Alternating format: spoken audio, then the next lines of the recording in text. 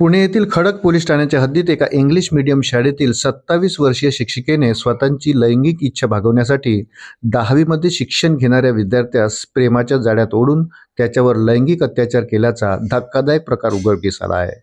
या प्रकरणी पीडित विद्यार्थ्याच्या पालकांनी शिक्षिकेविरोधात पोलिसांकडे तक्रार दाखल केल्यानंतर आरोपी शिक्षिकेस अटक करण्यात आली आहे। वृत्त सविस्तर जाणून घेण्याकरता चॅनलला सबस्क्राईब जरूर करा।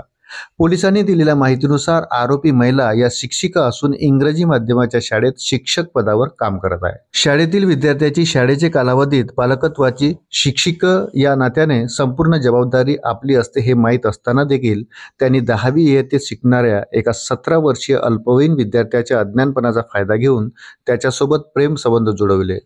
तो प्रिलियम परीक्षेत शाळेत हजर असताना त्यास प्रेमाची भुरळ पाडून शारीरिक संबंधासाठी प्रोत्साहित व उत्तेजित करून आपल्या शरीर सुखासाठी त्याचा वापर करून त्याच्याशी शाळेच्या आवारात शारीरिक संबंध प्रस्थापित करून अल्पवयीन विद्यार्थ्याची लैंगिक सतावणूक केली। याबाबत खडक पोलीस पुढील तपास करीत आहे।